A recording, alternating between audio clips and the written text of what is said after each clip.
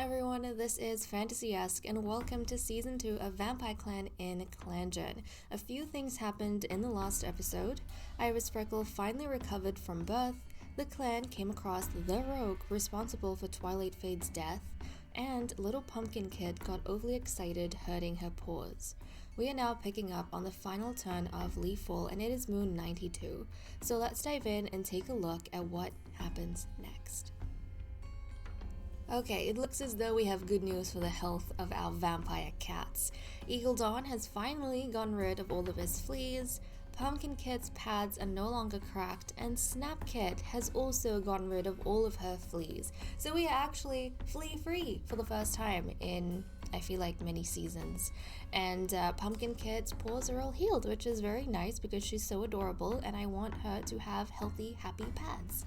Okay, let's go to the medicine cat den. Eagle Dawn was given plantain as treatment for fleas and it worked. Pumpkin Kit was given marigold as treatment for cracked pads and that worked. Snap Kit was given plantain as treatment for fleas and she recovered. And then Sunnytail gathered horsetail this moon. Now let's go to relationships. Grandmaster Bluestar nods politely as Master Quiet Flight passes by. Grandmaster Bluestar, Fornest and Iris Freckle had a nice talk while eating. Fornest always knows how to make Grandmaster Bluestar laugh. Master Quiet Flight hit Burnleaf on the face with her tail while passing by. Burnleaf got a bunch of cats up for morning stretches. Burnleaf prevents something from falling on his son Sunnytail. Master Quiet Flight notices that Bloomrise is always the first one to volunteer for a difficult task. Iris Freckle tries to convince Master Quiet Flight that an obvious lie is real. Iris Freckle, what are you trying to convince your mother about? She knows you have problems at this point. I think she's trying to convince Quiet Flight she's normal and nothing's wrong and there was a valid reason for the way she acted with Owlfeather, but everyone witnessed it. They saw how quickly that situation escalated. They know that she murdered in cold blood and that she is actually quite unhinged. There is nothing rational about what she did. But Iris Freckle, I think, is so delusional at this point that she thinks others are not picking up on her lie. Sunnytail saw Grandmaster Bluestar show off a skill he never knew she had.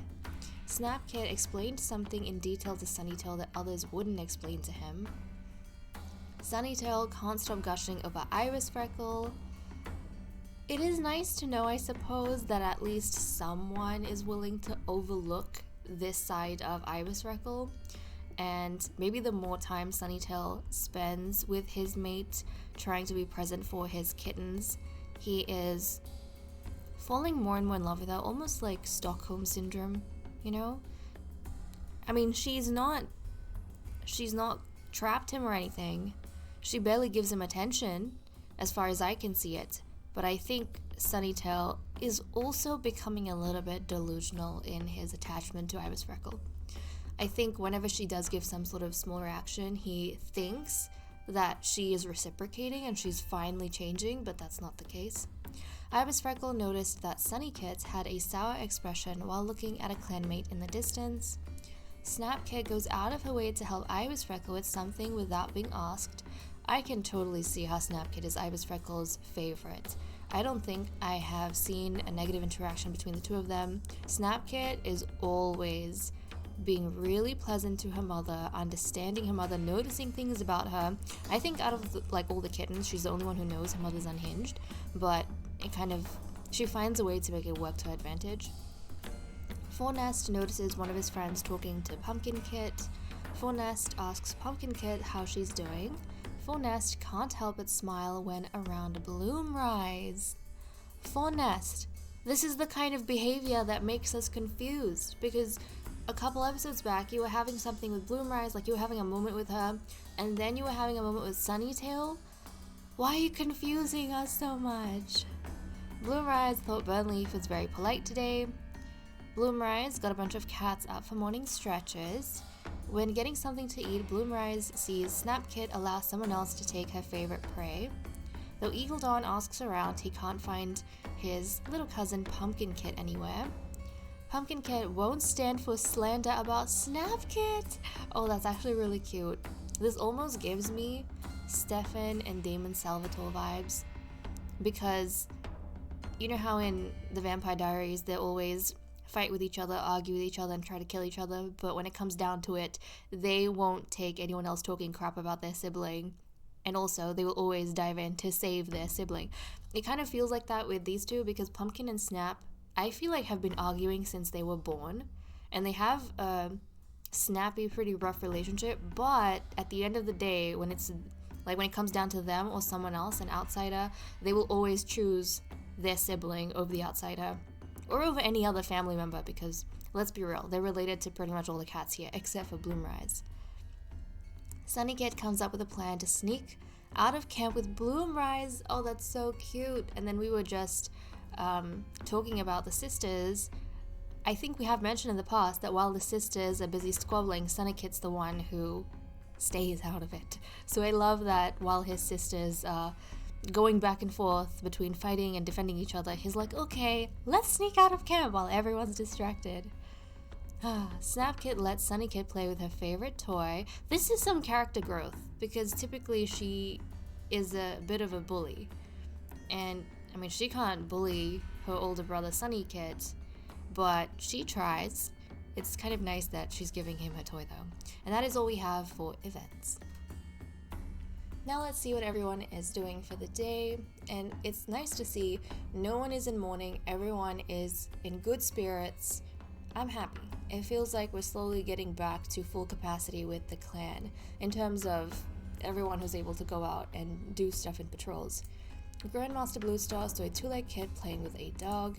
Master Quiet Flight is having a good day. Sunnytail can't find his daughter Pumpkin Kit anywhere. Ibis Freckle is feeling perplexed. Fawn Nest is bounding through the territory, scaring away all the prey. Bloomrise is picking the birds from her pelt. Eagle Dawn is wondering if kitty pet life is really so bad. Burnleaf thinks about Star Clan. Oh, I wonder if he's thinking of his dead mate Twilight Fade.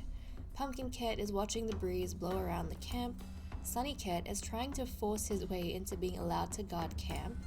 Snap Kit is learning how to use her claws, of course she is, and that is all we have for the cat list. And now on to patrols. We currently have 87.3 prey, and we only need 20.5, so we don't have to worry about food. Let's send off our Nightstalker Sunnytail first off, see what he gets. As leafall starts to hint at the cold soon to come, the burdock plants begin to wilt.